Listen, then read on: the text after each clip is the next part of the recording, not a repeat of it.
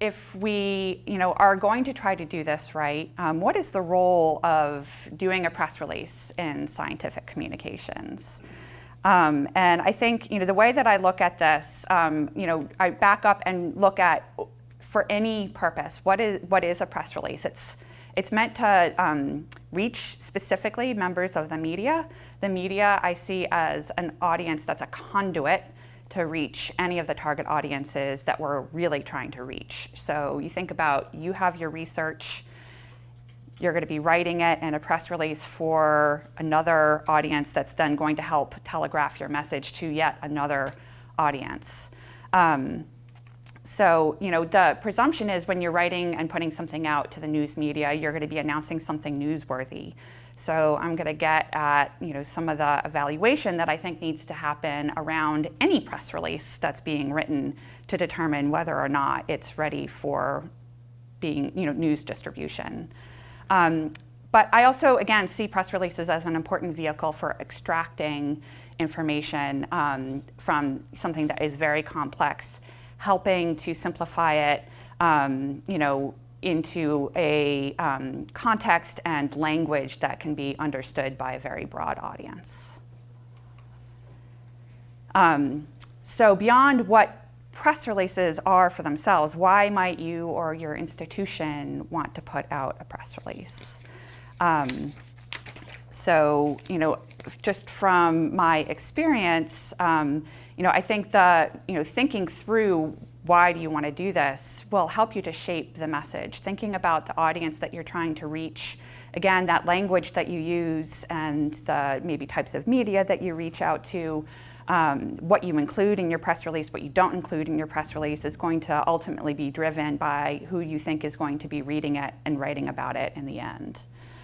But I've seen, press releases, when you're trying to broadcast something, if it's about a clinical study, maybe earlier results being published, oftentimes you see publication of kind of pre-IND work being published and highlighted to help raise visibility for something that's moving into clinical trials and to recruit and or inform patients. Or it might just be about trying to reach patients to come to your medical institution because important groundbreaking work is happening there and they might want to be part of that. Also, most of the research institutions in Boston have a heavy need for fundraising. So getting that research out there kind of gives something that donors might want to support so that more research like this can continue to happen. But they won't know about it unless it reaches them. And I think for all of you personally, there's also, some benefit. There's the drive, publish or perish. Oftentimes, a certain flow of publications and caliber of publications is necessary for, achieving, full faculty status or tenure.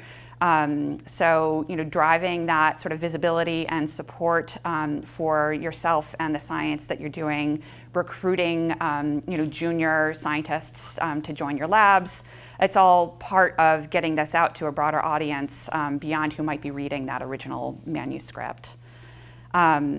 And, just to remember that even if you're maybe only writing this for a very specific audience, maybe you're trying to reach, people within the, biomedical community who you presume, have some understanding of the science that you're writing about. Remember that these things, are distributed online, electronically. They appear on websites. They appear, in social media news feeds. Oftentimes they're put out directly, by email to huge lists of donors and former patients and their families.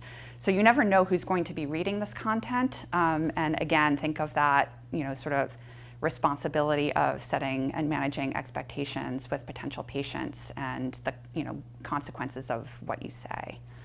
Why might doing a press release be a good thing? Again, it's going to help raise the visibility beyond what's in the original manuscript and the subscribership of the publication that you were accepted in.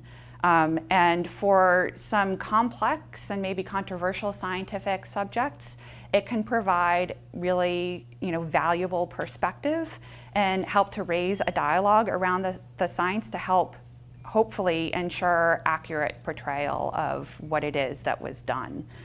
So by your engagement in the press release process with your communications offices, in talking to the reporters directly, gives you a chance to hopefully maybe hear some things where they might be going off track and right the ship.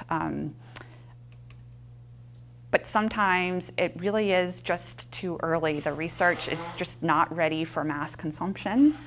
And I know this from just experience. When something is big, it's a huge time commitment. And I know the most important thing, the priority here is the actual research that's being done. So sometimes you really have to weigh, maybe you have another publication in the works and it's competitive and you need to make sure that you get that work done and submit it on time. Sometimes taking a break for publicity around something else just isn't feasible. And again, there's that potential to kind of harm your reputation if it's overhyped. So that's something to weigh very carefully and to make sure that any limitations or cautions that might be associated with your study are included in the way that that's propagated through the press release and also in your communications with reporters.